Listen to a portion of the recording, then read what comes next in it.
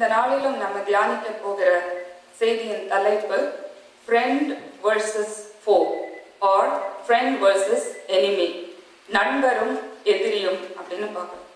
இன்னைக்கு வந்து ஃப்ரெண்ட்ஸ் அப்படின்னு பார்க்கும்போது நல்ல ஃப்ரெண்ட்ஸ், ட்ரூ ஃப்ரெண்ட்ஸ் நம்மளுக்கு கிடைக்கிறது வந்து ரொம்ப ஒரு கஷ்டமான ஒரு காரியம். ஃப்ரெண்ட்ஷிப் அப்படின்னு பார்க்கும்போது சில சமயம் நம்மள ரொம்ப நல்ல ஃப்ரெண்ட்ஸ் அப்படின்னு சொல்லி நம்ம நம்பி இருப்போம், நம்ம கிட்ட ரொம்ப நல்லா பேசுவாங்க, ஆனா பின்னாடி வந்து they might backstab us. நம்ம இந்த ஃபேமஸ் பிளே பை வில்லியம் ஷேக்ஸ்பியர்ல நம்ம ஜூலியஸ் சீசர்ல பாக்குறோம், அவ்வளோ க்ளோஸா இருந்த ப்ரூட்டஸ் கூட ஒரு நாள் வந்து அவனுக்கு விரோதமா வரும்போது ஜூலியஸ் வந்து he was totally unexpected, he was not prepared for it. அவன் வந்து you too Brutus அப்படின்னு சொல்லி கேட்கிறான். those were the famous words in that play. So அப்படி வந்து நம்ம ரொம்ப நம்பி இருப்போம் ஒரு ஃப்ரெண்டை, ஆனா பின்னாடி வந்து நம்மள வந்து பேக் ஸ்டாப் பண்ணியிருப்பாங்க. ஸோ அதுதான் மனுஷன். அதுக்கப்புறம் சில சமயம் வந்து நம்ம ஃப்ரெண்ட்ஸ்ன்னு ரொம்ப நம்பி ஒரு தேவைக்கு அப்படின்னு நம்ம கூப்பிடும் போது சில சமயம் நம்ம நல்லா இருக்கும் போது எல்லாரும் நம்ம கூட நல்லா இருப்பாங்க, ஆனா ஒரு கஷ்டம் அப்படின்னு வரும்போது நம்ம கூட இருக்க மாட்டாங்க. அதான் ஒரு ப்ராவர்ப் நம்ம கேட்டிருக்கிறோம், a friend in need is a friend indeed. So நம்மளுக்கு தேவைப்படும் போது ஒரு ஃப்ரெண்ட் உதவல அப்படின்னா அது ஃப்ரெண்ட்ஷிப்பே கிடையாது. ஸோ அதான் நம்ம பார்க்குறோம், laugh and the whole world laughs with you, cry and you cry alone. சில சமயம் நம்மளுக்கு நல்லா இருக்கும் போது ஃப்ரெண்ட்ஸ் எல்லாரும் சுத்தி சுத்தி வருவாங்க, நம்மளுக்கு பிரச்சனை அப்படின்னு வரும்போது விட்டுட்டு போயிடுவாங்க. ஸோ அது வந்து ட்ரூ ஃப்ரெண்ட்ஷிப் அப்படின்னு சொல்ல முடியாது. சில சமயம் நம்ம நினைக்கலாம், என்ன இவ்வளவு சினிக்கலா இருக்கிறோம், ஏன் இவ்வளவு பெசிமிஸ்டிக்கா இருக்கிறோம், ஏன் இப்படி நெகட்டிவாவே நம்ம நினைக்கிறோம், நல்ல ஃப்ரெண்ட்ஸ் கூட இருக்கிறாங்களே அப்படின்னு சொல்லி கூட நம்ம நினைக்கலாம். ஸோ ஒருவேளை அப்படி ரொம்ப நல்ல ஃப்ரெண்ட்ஸ், ட்ரூ ஃப்ரெண்ட்ஸ் கூட இருக்கலாம், and they might want to help us, they may not backstab us. அப்படியெல்லாம் இருந்தா கூட அவங்க 24/7 நம்ம கூட இருக்க முடியும் அப்படின்னு சொல்ல முடியாது. சில சமயம் பாத்தீங்கன்னா அவங்க வேற தூர இடத்துல இருப்பாங்க, ஆக்சஸ் இருக்காது, ஆர் அவங்க உயிரோட கூட இருக்க முடியாது. சில சமயம் நம்ம சொல்றோம் ஃப்ரெண்ட்ஸ் ஃபார் எவர் அப்படின்னு சொல்றோம், ஆனா வந்து ஃபார் எவர் அப்படின்றது யாருமே அப்படி ஃப்ரெண்ட்ஷிப் இருக்க முடியாது. எவ்வளவு நாள் உயிரோட இருக்கிறாங்களோ அவ்வளவு நாள் தான் அவங்க வந்து நம்ம கூட வந்து ஃப்ரெண்ட்லியா இருக்க முடியும். இன்னும் வந்து சிலரை வந்து நம்ம எனிமீஸ் நினைச்சுக்கிறோம், ஆனா உண்மையிலேயே வந்து அவங்க எனிமீஸ் கிடையாது. சில சிச்சுவேஷன்ஸ்ல, சில சர்க்கம்ஸ்டான்சஸ்ல சில மிஸ் அண்டர்ஸ்டாண்டிங் வந்திருக்கலாம். இன்ஃபேக்ட் உண்மையில அவங்க வந்து நம்மளுக்கு எனிமீஸ் கிடையாது, ஆனா இவங்க வந்து நம்மளுக்கு ஃப்ரெண்ட்ஸ் கிடையாது, எனிமீஸ் அப்படின்லாம் சொல்லி நம்ம நினைச்சுக்கிறோம். இன்னும் சிலர் பார்த்தா அவங்க டைரக்டாவே நான் உனக்கு எனிமி தான் அப்படின்னு சொல்லி அப்படி ஒரு ஹேட்ரடோட நம்மள டைரக்டா அட்டாக் பண்ண வர எனிமீஸும் கூட இருக்கிறாங்க. ஸோ இப்படிப்பட்ட பல்வேறு ரிலேஷன்ஷிப்ஸ்ல நம்மளுக்கு ட்ரூ ஃப்ரெண்ட் அப்படின்னு பார்த்தா இயேசு கிறிஸ்து மாத்திரம் தான். சிநேகிதன் எல்லா காலத்திலும் சிநேகிப்பான் அப்படின்னு பார்க்கணும். he will never backstab us. அவர் எப்ப கூப்பிட்டாலும் நமக்கு உதவி செய்ய அவர் ஆயத்தமா இருக்கிறார். and he is a friend forever. ஏன்னா he is an eternal friend. அவர் என்னைக்குமே நம்ம கூட அவர் உயிரோடு இருக்கிறார். நமக்கு எப்போ தேவைனாலும் எப்பனாலும் இந்த ஃப்ரெண்ட் கிட்ட நம்ம வந்து எப்பவுமே ரிலை பண்ணலாம், அவர் மேல வந்து நம்ம நம்பிக்கை வைக்கலாம் அப்படின்னு சொல்லி பார்க்கிறோம். ஸோ இந்த ஒரு இன்ட்ரோடக்ஷனோட இன்றைக்கு இந்த நாளுக்குரிய செய்திக்குள்ள போகும்போது இன்னைக்கு மாறி மாறி வாசிக்க கேட்ட 124ஆம் சங்கீதத்துல நம்ம வந்து தாவீது வந்து சொல்லுகிறான், மனுஷர் நமக்கு விரோதமாய் எழும்பின போது கர்த்தர் நமது பட்சத்தில் இராவிட்டால், கர்த்தர் தாமே நமது பட்சத்தில் இராவிட்டால், அவர்களுடைய கோபம் நம்மேல் எரிகையில் அவர்கள் நம்மை உயிரோடே விழுங்கி இருப்பார்கள் அப்படின்றாங்க. சோ தாவீதுக்கு வந்து எத்தனையோ எனிமீஸ் லைஃப்ல இருக்கிறாங்க. அவன் சொல்றான், கடவுள் மாத்திரம் என் கூட இல்லைன்னா இந்த மனுஷங்க கோபத்துல என்னை உயிரோடே விழுங்கி இருப்பார்கள். அவர்களுடைய பற்களுக்கு நம்மை இரையாக கொடாதிருக்கிற தேவனுக்கு ஸ்தோத்திரம் அப்படின்னு சொல்லிட்டு, வேடனுடைய கண்ணிக்கு தப்பினது போல என்னுடைய ஆத்துமா தப்பிற்று, கண்ணி தெரித்தது, நாமும் தப்பித்தோம், நம்முடைய சகாயம் வானத்தையும் பூமியும் உண்டாக்கின கர்த்தரிடத்திலிருந்து வருகிறது அப்படின்னு சொல்றாரு. சோ தாவீது ஏன் இப்படி சொல்றாரு? கோபத்துல மனுஷங்க அவனை உயிரோட விழுங்கி இருக்கிற சூழ்நிலைகள் அவனுடைய வாழ்க்கையில வருகிறதுன்னு பாக்குறோம். பற்களுக்கு இரையாக விட்டா கடிச்சு பட்சித்து கொண்டு போட்டுருவாங்க, அந்த அளவுக்கு அவனுக்கு வந்து எனிமீஸ் இருக்கிறாங்க. ஆனா அவன் என்ன சொல்றான், ஆண்டவர் எப்படியோ அந்த பல்லுல இருந்து என்னை வந்து காப்பாத்திட்டாரு, வேடனுடைய கண்ணி எனக்கு டிராப் வச்சாங்க, அதுல இருந்து நான் எப்படியோ தப்பிச்சுட்டேன், எப்படியோ அப்படின்னா ஆண்டவர் தான் என் கூட இருந்தாரு அப்படின்னு சொல்லி சொல்றான். ஏன்னா அவ்வளோ எனிமீஸ் அவனுக்கு. அவனுக்கு வந்து சவுல் வந்து அவனுக்கு விரோதமாக வருகிறான், சொந்த மாமனார் தான், ஆனா எப்படியாவது தாவீதை கொலை செய்யணும்னு வரான். சோ அங்க வந்து இந்த எனிமிட்டிக்கு காரணம் என்ன அப்படின்னு பார்த்தா ஜெலசி தான். ஏன்னா வந்து ஸ்திரீகள் எல்லாம் சவுல் கொன்றது 1000, தாவீது கொன்றது 10,000ன்னு பாடினோடனே அந்த ஜெலசில வந்து என்ன பண்றான், அவனை எப்படியாவது கொன்னுறணும் அப்படின்னு பாக்குறான். சோ ஆண்டவர் தான் அவன் கூட இருக்கிறார். இல்லன்னா அன்னைக்கு தாவீது உயிரோட தப்பிச்சிருக்க முடியாது. ஏன்னா 2 முறை சவுல் வந்து என்ன பண்றான், தாவீதை வந்து ஈட்டியால உருவ குத்த முயற்சி செய்கிறான். ஆனா 2 முறையும் தாவீது வந்து தப்பிச்சிடுறான் அப்படின்னு பாக்குறோம். சவுல் அவனை கொலை செய்ய போகும் பொழுது, அப்புறம் கெபிகளிலும் காடுகளிலும் எல்லா இடத்திலும் வந்து சவுல் வந்து தாவீதை வேட்டையாடி எப்படியாவது கொலை செய்யணும்னு பாக்குறான். அப்பதான் தாவீது வந்து கேக்குறான், இஸ்ரவேலின் ராஜா, நீ இவ்வளவு பெரிய ராஜா, ஆஃப்டர் ஆல் ஒரு சாதாரண மனுஷன், ஒரு தெள்ளு பூச்சை வேட்டையாடுகிறது போல என்னை வேட்டையாடுகிறீரே அப்படின்னு சொல்லி கேட்கிறான். ஆனா அந்த இடத்துலயும் ஆண்டவர் தான் அவனை பாதுகாக்கிறார் அப்படின்னு பாக்குறோம். அடுத்த எனிமி யாருன்னு பார்த்தா அவனுடைய ஃபேமிலியில தான் வருது. அவனுடைய சொந்த மகன் அப்சலோம் அவனுக்கு விரோதமாக வருகிறான். ஆனா அங்கேயும் பாருங்க, அப்சலோமுடைய முடி வந்து ஒரு கருவாலி மரத்துல மாட்டி அவன் அந்தரத்துல தொங்கி அவன் செத்து போயிடுறான். அங்கேயும் ஆண்டவர் அவனை காப்பாற்றுகிறார். இன்னொன்னு பார்த்தா பெலிஸ்தர் அவனுக்கு விரோதமாக வருகிறார்கள். பெலிஸ்தர் வந்து எனிமீஸ், உண்மையிலேயே அவனுக்கு டைரக்ட் எனிமீஸ். இது வந்து அவனுக்கு நல்லாவே தெரியும். ஆனா இவன் ஒரு தடவை பெலிஸ்தருடைய நாட்டுல வந்து இவன் ஒழித்துக் கொள்ளுகிறதுக்காக போகிறான். சோ வேஷம் மாதிரி அங்க போகிறான். அந்த பெலிஸ்தர் நாட்டு ராஜாவினுடைய அரண்மனைக்கு அங்க போகும்போது அங்க சிலர் கண்டுபிடிச்சிடறாங்க இவன் தான் தாவீது, இவன் தான் நம்முடைய வீரன் கோலியாத்தை கொலை செய்தவன் அப்படின்னு சொல்றாங்க. சோ தாவீது ரொம்ப பயப்படுறான். ஓ, நம்ம எப்படியாவது கொலை பண்ணிட போறாங்களே அப்படின்னு சொல்லிட்டு பயந்துட்டு அவன் அந்த நேரத்துல என்ன பண்றான், பைத்தியக்கார மாதிரி நடிச்சு வாயில இருந்து நுர தள்ளிட்டு கதவுல வந்து அந்த முனையில தன்னை கீறி கொள்ளுகிறான். அப்ப அந்த ராஜா சொல்றான், என் நாட்டுல பைத்தியக்காரங்க இல்லன்னா எக்ஸ்ட்ரா ஒரு பைத்தியக்காரனை கூட்டு வந்திருக்கிறீங்க, இவனை கொண்டு போயிருங்க அப்படின்னு சொல்றான். சோ ஒரு நேரோ எஸ்கேப். சோ அதனாலதான் சொல்றேன், தாவீது அந்த 124ஆம் சங்கீதத்துல சொல்லுகிறாரு, மனுஷன் நமக்கு விரோதமாய் எழும்புகையில் கர்த்தர் நம்முடைய பட்சத்தில் இராவிட்டால், கர்த்தர் தாமே நம்முடைய பட்சத்தில் இராவிட்டால், அவர்களுடைய கோபம் நம்மேல் எரிகையில் நம்மை உயிரோடே விழுங்கி இருப்பார்கள். இப்ப நம்முடைய வாழ்க்கையிலும் எத்தனையோ பேர் அந்த மாதிரி நம்மளை டிஸ்ட்ராய் பண்ணணும்னு எத்தனையோ எனிமீஸ் வந்து நமக்கு முன்னாடி வந்து நிக்கலாம். ஆனா ஆண்டவர் ஒரு ட்ரூ ஃப்ரெண்டா நம்ம கூட இருந்து, ஒரு சிநேகிதனாக இருந்து நம்மை காப்பாற்றுகிறார். சோ இதெல்லாம் தாவீதுக்கு தெரியும். சவுல் வந்து நம்மளுக்கு எனிமி தான். அப்சலோம் வந்து it must have been a shock. சொந்த பையனே அவனுக்கு எனிமியா வரான். சில சமயம் வந்து தாவீது வந்து நினைச்சுக்கிறான், இவங்கெல்லாம் நம்மளுக்கு ரொம்ப ட்ரூ ஃப்ரெண்ட்ஸ், பெஸ்ட் ஃப்ரெண்ட்ஸ் நினைச்சிட்டு இருக்கிறான். ஆனா பெரிய டிசப்பாயின்மெண்ட் வருது. அதான் 55ஆம் சங்கீதத்துல தாவீது வந்து சொல்றான், என்னை நிந்தித்தவன் சத்ரு அல்ல, அப்படி இருந்தால் நான் சகித்திருப்பேன். எனக்கு விரோதமாய் பெருமை பாராட்டினவன் என் பகைஞனும் அல்ல, அப்படி இருந்தால் நான் அவனுக்கு மறைந்திருப்பேன். எனக்கு சமனான மனுஷனும் என் வழிகாட்டியும் என் தோழனும் ஆகிய நீயே அவன். நாம் ஒருமித்து தேவாலயத்துக்கு போய் இன்பமாய் ஆலோசனை பண்ணி கூட்டத்தோடு போனோமே அப்படின்றான். சோ நான் உன்னை ஃப்ரெண்டுன்னு நான் நம்பினேனே அப்படின்னு சொல்றான். சத்ருவா இருந்தா நான் வந்து சகிச்சுட்டு இருப்பேன். ஒருவேளை நீ எனக்கு விரோதின்னு தெரிஞ்சா நான் உன் கூட இவ்வளவு க்ளோஸா பழகி இருக்க மாட்டேன், நான் மறைஞ்சு போயிருப்பேன். ஆனா நம்ம ஒன்னா போனோம், என் தோழனா இருந்த, நீ வழிகாட்டியா இருந்த, இன்பமாக நம்ம ஆலோசனை பண்ணோம், எல்லாம் நம்ம ஒன்னா இருந்தோமே, கடைசியில நீ இப்படி பண்ணிட்டே அப்படின்னு சொல்லிட்டு அவன் வந்து சொல்றான், அவன் வாயின் சொற்கள் வெண்ணையிலும் மெதுவானவைகள், அவன் இருதயமோ யுத்தம். அவன் வார்த்தைகள் எண்ணெயிலும் மிருதுவானவைகள், ஆனாலும் அவைகள் உருவின பட்டயங்கள். நம்ம வந்து கொலோக்கியலா சொல்லுவோம், தேனொழுக பேசுறாங்க அப்படின்னு. சோ அப்படி வெண்ணையை விட மிருதுவான சொற்களம், ஆனா உள்ளத்துல அவர்கள் பட்சிக்கிற ஓநாய்கள், பட்டயத்தோடு இருக்கிறார்கள். அப்ப தாவீது வந்து இப்படி சொல்றான். சோ அப்ப தாவீதனுடைய வாழ்க்கையில எல்லாமே எனிமீஸ் தானே, அவனுக்கு ஃப்ரெண்ட்ஸே இல்லையா அப்படின்னு பார்த்தா, தாவீதுக்கும் ஒரு ட்ரூ ஃப்ரெண்ட், ஒரு பெஸ்ட் ஃப்ரெண்ட் இருந்தான், யோனத்தான். ஜானத்தன் வந்து சொல்றான், I love David like my own soul அப்படின்னு சொல்றான். அவன் வந்து யோனத்தான் தாவீதை தன் ஆத்துமாவை போல சிநேகித்தான் அப்படின்னு பாக்குறான். அப்படி ஒரு ஃப்ரெண்ட்ஷிப் அவங்க 2 பேருக்குள்ள. So he never backstabbing. தாவீதுக்கு என்ன தேவையோ எல்லாத்தையும் வந்து யோனத்தான் வந்து செய்யறான். சோ இப்படி ஒரு ஃப்ரெண்டு நம்மளுக்கு கிடைச்சா எவ்வளவு நல்லா இருக்கும் அப்படின்னு நினைக்கலாம்.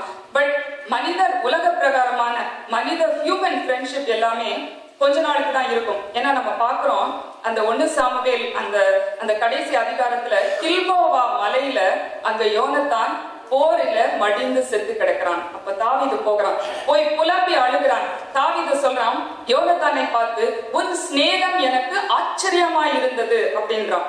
இப்படிப்பட்ட ஒரு ஸ்நேகம், இப்படி ஒரு ஃப்ரெண்ட்ஷிப் வந்து என்னால இட் இஸ் சோ சர்ப்ரைசிங், இப்படி ஒரு ஃப்ரெண்ட்ஷிப் கூட இருக்க முடியுமா அப்படின்னு. உன் ஸ்நேகம் எனக்கு ஆச்சரியமா இருந்தது, ஸ்திரீகளுடைய ஸ்நேகத்தை பார்க்கிலும் உன் ஸ்நேகம் எனக்கு அதிகமா இருந்தது அப்படின்றான். ஸ்திரீகளுடைய ஸ்நேகத்தை விட எனக்கு உன்னுடைய ஸ்நேகம் அவ்வளவு அதிகம், அவ்வளவு ஆச்சரியம். அப்படி ஒரு friendship was shared by David and Jonathan, but unfortunately Jonathan died. ஆனா ஆண்டவர் இயேசு கிறிஸ்து என்றென்றைக்கும் எல்லா காலத்திலும் நம்மை சிநேகிக்க நம்மோடு கூட இருக்கிறார் என்று நாம் பார்க்கிறோம். அதனால 124ஆம் சங்கீதத்துல தாவீது உணர்ந்து சொன்னது போல எந்த சூழ்நிலையிலும் நம்முடைய ஆத்ம நேசர், நம்முடைய பிராண சிநேகிதர், நம்முடைய ட்ரூ ஃப்ரெண்ட் அப்படின்னா இயேசு கிறிஸ்து மாத்திரம் தான். ஏன்னா உலகத்துல உள்ள எல்லா ரிலேஷன்ஷிப்ஸும் ஒரு நாள் போய்விடும் அப்படின்னு பார்க்கணும். அடுத்தது நம்ம பழைய பாட்டின் புஸ்தகத்துல எஸ்தரின் புஸ்தகத்தை நம்ம வாசிக்க கேட்டோம். அது எஸ்தர் புஸ்தகம் அப்படின்னு பார்த்தா it was 427 years before Christ. So பழைய காலத்துல உள்ள ஒரு ஸ்டோரி, அது உண்மையாக நடந்த ஒரு சம்பவம். அந்த எஸ்தரின் புஸ்தகத்தை நம்ம பார்க்கும் பொழுது அதுல நம்ம பார்க்கிறோம், அதுல ஸ்டார்டிங்கே முதல் few verses it starts with India, நம்ம கண்ட்ரி. அதுல வருது, இந்து தேசம் முதல் எத்தியோப்பியா தேசம் வரைக்கும் 127 தேசங்களை அரசாண்ட அகாஸ்வேரு ராஜா. So it was a Persian empire. The Persian empire was a very powerful dynasty and it was ruled by King Ahasuerus. And அவன் 127 countries அவன் ரூல் பண்ணிட்டு இருக்கிறான், இந்து தேசம் முதல் எத்தியோப்பியா தேசம் வரைக்கும் அப்படின்னு. So he was the most powerful king at that time, but he was also very reckless, he was very extravagant and he could be easily manipulated. யார் என்ன சொன்னாலும் அவன் கேட்டுருவான். So that was a very dangerous combination. Having power and being easily manipulated is a dangerous combination. So இப்படி king அகாஸ்வேரு இருக்கிறான். நம்மளுக்கு தெரியும் வஸ்தியில எப்படி ஒரு டிசிஷன் எடுத்தான் அப்படின்னு. அந்த மாதிரி ஒரு சிச்சுவேஷன்ல இங்க ஒரு எனிமிட்டி கிரியேட் ஆகுது. யாருக்கும் எனிமிட்டி கிரியேட் ஆகுது அப்படின்னு நம்ம பார்த்தோம்னா, இங்க அதே பர்ஷியன் எம்பையர்ல நிறைய ஜூஷ் பீப்புள் இருந்தாங்க. they were scattered all over that Persian empire. So அந்த ஜூஷ் பீப்புள் இருக்கிறதுல மொர்தெகாய்னு ஒருத்தன் இருந்தான். அவனுடைய பிரதருடைய சிஸ்டர் டாட்டர் தான் எஸ்தர். சோ எஸ்தர் தன்னுடைய தாய் தகப்பன் மாதிரி சின்ன வயசுலயே இழந்துட்டா. So she was brought up by her uncle. சோ இந்த மொர்தெகாய் தான் எஸ்தரை வளர்க்குறான். இப்படி ஒரு ஃபேமிலி அந்த இடத்துல இருக்கு. சோ இந்த சிச்சுவேஷன்ல தான் ராஜா அகாஸ்வேரு பட்டத்து ராணி ஒரு குயின் வேணும் அப்படின்னு சொல்லி தேடுறாங்க. So they were all looking for the most eligible beautiful virgin women in the country. So தேடிக்கிட்டு இருக்காங்க. சோ இது ஒரு பக்கம் இருக்கும்போது ராஜா அவனுடைய அரண்மனையில அவனுடைய பிரபுக்கள்ல எல்லா பிரபுக்களை விட ஆமான் அப்படின்னு ஒரு பிரபுவுக்கு பயங்கர இம்பார்ட்டன்ஸ் கொடுத்து அவனை எல்லாத்துக்கும் தலைவனா அந்த ஆமான வச்சிருக்கிறாரு. So finally நம்மளுக்கு தெரியும் story, Esther got selected as the queen and அவ போறா. So எஸ்தர் ஒரு ராயல் லைஃப் அவளுக்கு கிடைக்குது. அவ பேலஸ்ல இருக்கிறான், அகாஸ்வேரு ராஜாவும் இருக்கிறான். So இந்த ஆமான்ற பிரபு டெய்லி அந்த பேலஸ்க்கு போகும் பொழுது போற வழியில நிக்கிற அந்த சர்வன்ஸ் இல்லைன்னா அந்த ஊழியர்கள் எல்லாருமே ஆமானுக்கு தலை வணங்க வேண்டும். அது ஒரு ராஜ கட்டளை.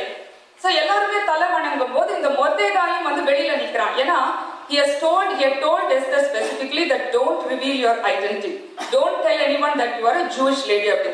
சோ அதனால அவளுக்கு இவனும் அந்த வாசல்ல நிக்கிறான். சோ எல்லாரும் தலை வணங்கும் போது மொர்தெகாய் மாத்திரம் வணங்காம அப்படியே நிமிர்ந்து நிக்கிறான். சோ ஆமான் இத மத்தவங்க எல்லாம் அதை பாக்குறாங்க. பார்த்துட்டு ஏன் நீ இப்படி ஆமான் வரும்போது ஒரு பெரிய பிரபு வரும்போது நம்ம எல்லாரும் வணங்கணுமே, நீ ஏன் அவனை வணங்காம இருக்கிற அப்படின்னு கேட்கும் பொழுது அவன் என்ன சொல்றான், I am a Jew, நான் யூதன். ஏன் யூதனா இருந்தா வணங்க கூடாதா? Why is he not following the rules of the country அப்படின்னு நம்ம நினைக்கலாம். ஆனா 10 கற்பனைகள் ஒரு கற்பனை, மேலே வானத்திலும் கீழே பூமியிலும் பூமியின் கீழ் உண்டாயிருக்கும் தண்ணீரிலும் இருக்கிற யாதொரு விக்கிரகத்தை நீ உனக்கு உண்டாக்க வேண்டாம், நீ அவைகளை நமஸ்கரிக்கவும் சேவிக்கவும் வேண்டாம் அப்படின்னு ஆண்டவர் சொல்றார். ஆனா இங்க எல்லாரும் ஆமானை வணங்கவும் நமஸ்கரிக்கவும் வேண்டும் அப்படின்னு இருக்கும். சோ அவன் follows the rules of the country, but கடவுளுடைய சட்டம் அப்படின்னு வரும்போது அதுக்கு முதலிடம் கொடுக்கிறான். நம்ம ஏற்கனவே இந்த மாதிரி ஒரு எக்ஸாம்பிள் நம்ம பார்த்திருக்கிறோம். சாத்ராக் மேஷாக் ஆபேத்நேகோவுடைய வாழ்க்கையில இந்த சிலையை நீ வணங்கல அப்படின்னா உன்னை எரிகிற அக்னி சூளையில போடுவேன் அப்படின்னு. But they refused to do it. So this is a similar situation. அங்க மொர்தெகாய் நம்ம நினைக்க கூடாது, மொர்தெகாய் ரொம்ப திமிர் பிடிச்ச ஆணவம் பிடிச்ச அகம்பாவம் பிடிச்சு அதனால அவன் ஆமான வணங்காம இருக்கிறான் அப்படின்றது கிடையாது. He is just following the biblical rules, the Torah or whatever, அந்த காலத்துல உள்ள Jewish custom படி. சோ நான் வணங்க மாட்டேன், எந்த மனுஷனையும் நான் வணங்கவும் மாட்டேன், நான் நமஸ்கரிக்கவும் மாட்டேன், அதுதான். சோ ஆமானுக்கு என்ன ஆகுது, he gets very angry. எப்படி ஒருத்தன் இவன் என்ன வணங்காம இருக்கலாம் அப்படின்னு சொல்லிட்டு. But at the same time Haman ஒரு பெரிய பிரபு.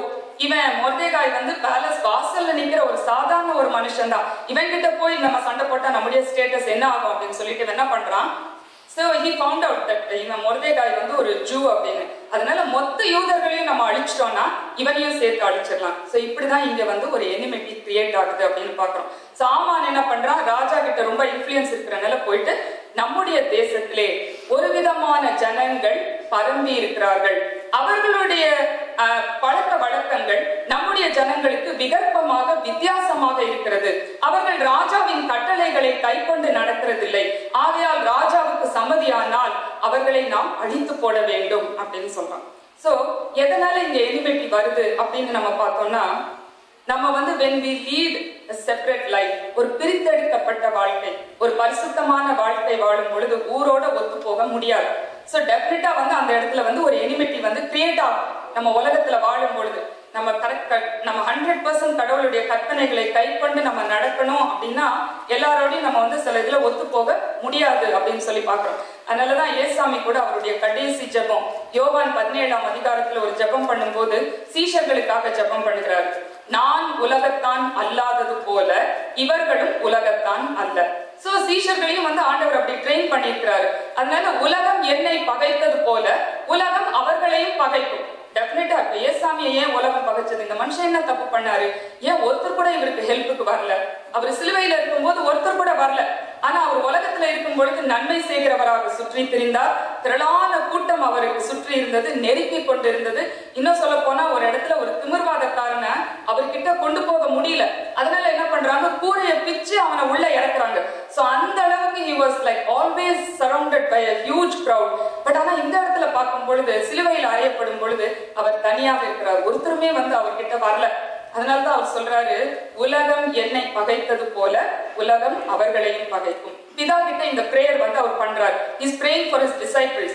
அதனால பிதா கிட்ட என்ன சொல்றாரு, அதனால என்ன மேல எடுத்துக்கிறது மாதிரி இந்த சீஷர்களையும் என்னோட சேர்த்து மேல எடுத்துக்கோங்கன்னு நான் சொல்ல வரல அப்படின்னு அவர் சொல்றாரு. அதுக்காக இவங்களை இந்த உலகத்துல இருந்து நீங்க எடுத்துக்கோங்கன்னு நான் சொல்ல வரல, ஆனா இந்த உலகத்துல இருக்கும் பொழுது தீமை அவர்களை அணுகாதபடிக்கு நீர் அவர்களை காத்துக் கொள்ளும். ஏதோ 2000 இயர்ஸ்க்கு பேக் ஏசாமி வந்து அந்த 12 டிசைபிள்ஸோ அந்த 11 டிசைபிள்ஸ்க்காக மாத்திரம் அவர் ப்ரே பண்ணாரு அப்படின்னு கிடையாது.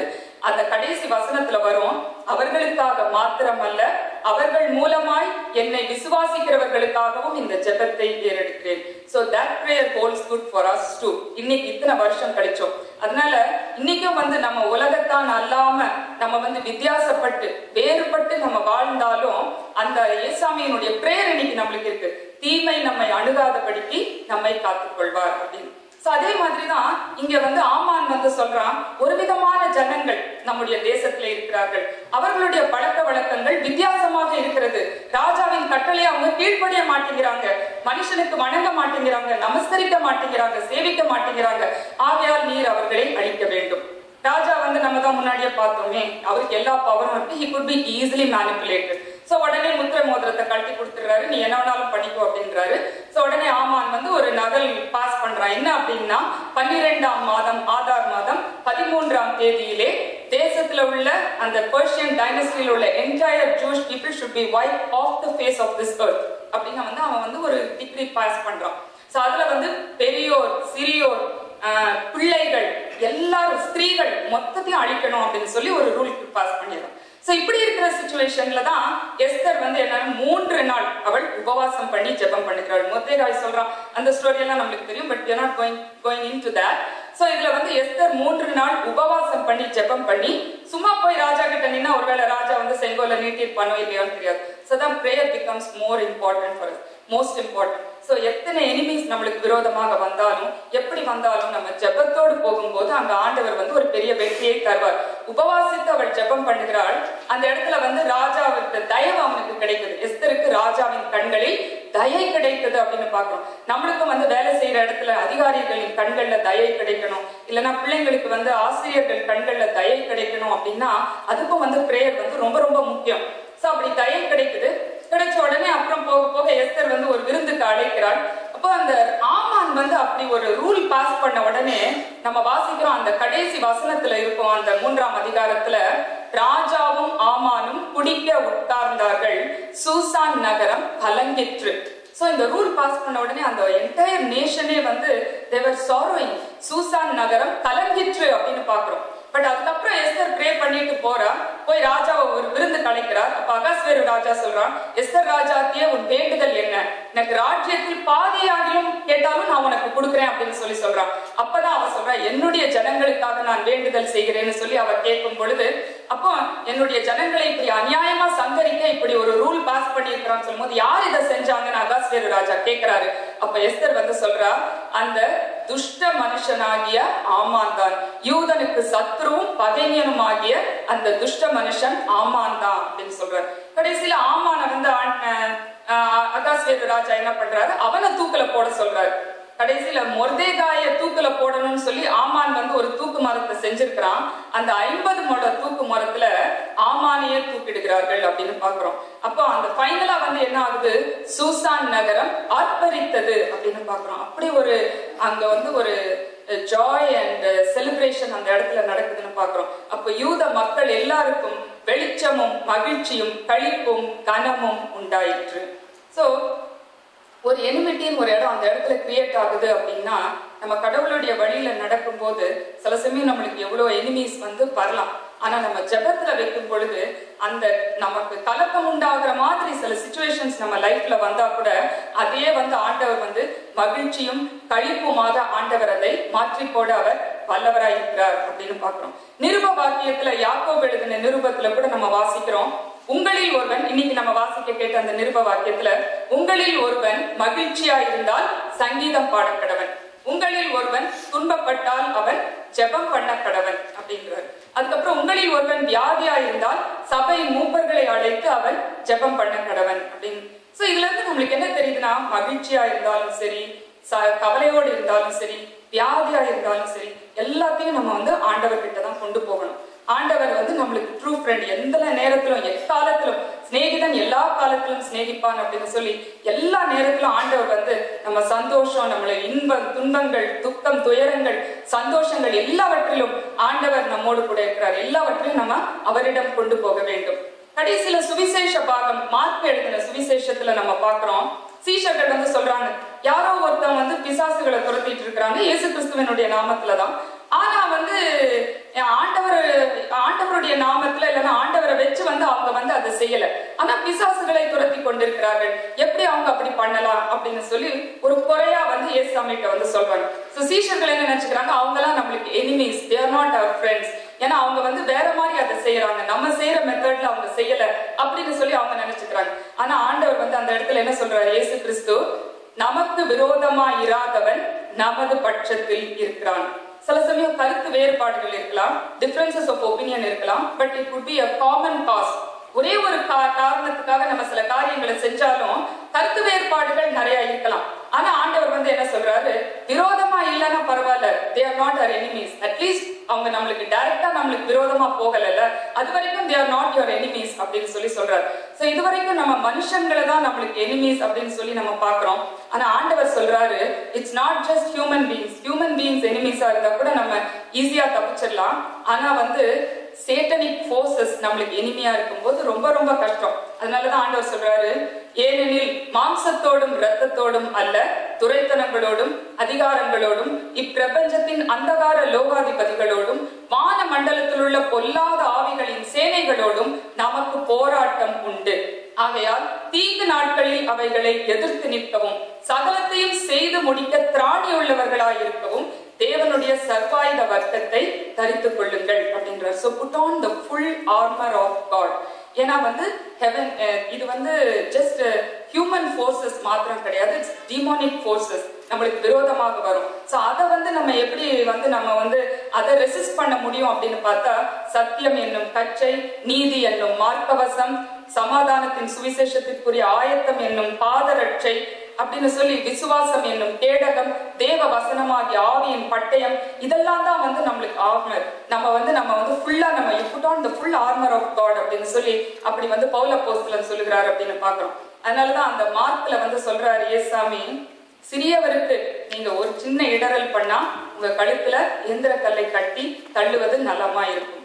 அப்புறம் கை உனக்கு இடரல் உண்டாக்கினால் அதை தரித்து போடு, கால் இடரல் உண்டாக்குனா அதை வெட்டி போட்டுருன்றாரு, கண் உனக்கு இடரல் உண்டாக்குனா அதை பிடுங்கி போட்டுரு அப்படின்றாரு. So where is the enemy? It is within us. எங்க நம்மளுக்கு எனிமி ஆக முடியுமா அப்படின்னு பார்த்தா, அந்த எனிமி வந்து Satan enters our heart, he enters our mind, and that's how he makes us do wrong things. இந்த மாதிரி நம்ம கண் தவறான, கை தவறான செயல்கள், கால்கள் தவறான காரியங்கள் இப்படி செய்கிறதுக்கு பண்றான். அப்போ வந்து அது எப்படி நம்ம வந்து ஓவர் கம் பண்றது, நம்மளுக்குள்ளேயே இருக்கிற அந்த எனிமியை எப்படி ஓவர் கம் பண்றது? சில சமயம் நம்ம தெரியும் இது செய்யறது தப்பு அப்படின்னு, but we still want to do it. Paul அப்போஸ்தலன் கூட அப்படி சொல்றாரு, நான் வந்து விரும்புகிற நன்மையை செய்யாமல் விரும்பாத தீமையையே செய்கிறேன். அட்லீஸ்ட் அந்த நன்மையை விரும்பவாத செய்யறாருல, அப்ப வந்து கடவுள்கிட்ட நம்ம போய் கேட்கிறாரு, நிர்பந்தமான மனுஷன் நான், இந்த மரண சரீரத்தினின்று யார் என்னை விடுவிக்க கூடும்? இயேசு கிறிஸ்துவால மாத்திரம்தான் அதை விடுவிக்க கூடும், விடுவிக்க முடியும் அப்படின்னு சொல்றாங்க. சோ அதனால வந்து நம்முடைய கண் இடர்கள் உண்டாக்குனா கண்ணை பிடுங்கி போட்டுறது, கையை வெட்டி போட்டுறது, காலை வெட்டி போட்டுறது அப்படின்னா என்ன அர்த்தம்? ஆண்டவர் என்ன சொல்றாரு, நீ 2 கண்ணு இல்லைன்னா 2 கை 2 கால் வச்சுட்டு நீ நரகத்துக்கு போறதை விட ஒரு கண்ணு ஒரு கை ஒரு கால் இருந்தா கூட நீ பரலோகத்துக்கு போறது உனக்கு எவ்வளவு நல்லா இருக்குமே அப்படின்றாரு. சோ எந்த எனிமி வந்து நம்மளை அட்டாக் பண்ணி இந்த பாவமான காரியங்களை செய்ய வைக்குதோ அந்த எனிமியை வந்து நம்ம வந்து ரெசிஸ்ட் பண்ணணும். அது ஆண்டவர் நமக்கு அதுக்கு உதவி செய்ய வல்லவராயிருக்கிறார். அதனால நம்மளுக்கு கிரேட்டஸ்ட் எனிமி வந்து சேட்டன் தான். அதே மாதிரி கிரேட்டஸ்ட் எனிமி சேட்டன்னாலும் அவனுக்கு நம்ம பயப்பட தேவையில்லை. ஏன்னா கிரேட்டஸ்ட் ஃப்ரெண்ட் வந்து நம்மளுக்கு ஜீசஸ் கிரைஸ்ட். நம்மளுக்கு எத்தனையோ பிரச்சனைகள் இருக்கு, எனிமீஸ், உலக பிரகாரமான எனிமீஸ்னால நம்மளுக்கு போராட்டங்கள் வரலாம், இல்லைன்னா நம்மளுக்கு வந்து வியாதி அப்படின்ற சில பிரச்சனைகள் போராட்டங்கள் வரலாம். எத்தனையோ பிரச்சனைகள் வந்தாலும் நம்ம வந்து நம்ம நண்பர், பிராண சிநேகிதர் இயேசு கிறிஸ்துவனிடம் மாத்திரம்தான் அதை சொல்ல வேண்டும். அதனாலதான் இந்த பாட்டு நம்ம பாடுறோம். Oh, what needless pain we bear, all because we do not carry everything to God in prayer.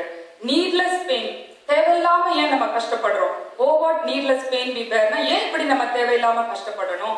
All because we do not carry. ஏன் இப்படி நம்ம கஷ்டப்படுறோம்? ஏன்னா நம்ம வந்து கடவுள்கிட்ட போய் அந்த நம்ம சொல்றது கிடையாது. அதனாலதான் வந்து எப்படின்னா what a friend we have in Jesus. அதான் அந்த பாட்டு. சோ அப்படி ஒரு பிராண சிநேகிதர் நம்மளுக்கு இருக்கும் பொழுது நம்ம ஃப்ரெண்ட்ஸ்ல நம்ம எவ்வளவு நேரம் பேசுறோம், but if we talk to God, talking to God is prayer, and it's just talking to God. So அவர்கிட்ட நம்ம சொன்னா போதும், இந்த மாதிரி தேவையில்லாம நம்ம கஷ்டப்படணும், அவஸ்தைப்படணும் அப்படின்னு நம்மளுக்கு ஒரு காரியமே கிடையாது. அவர்கிட்ட சொன்னா போதும். He never backstabs us. He is always there in times of trouble and need. உனக்கு பிரச்சனை வந்துருச்சுன்னு சொல்லிட்டு அவர் விட்டுட்டு போறவர் கிடையாது. And he is alive forever. He is an eternal friend. So நிச்சயமா இந்த ஆத்ம பிராண சிநேகிதன் இவர் கூட நம்ம உலக பிரகாரமா எத்தனையோ பேரை நம்பி நம்ம ஏமாந்து போய் மோசம் போயிருக்கலாம்.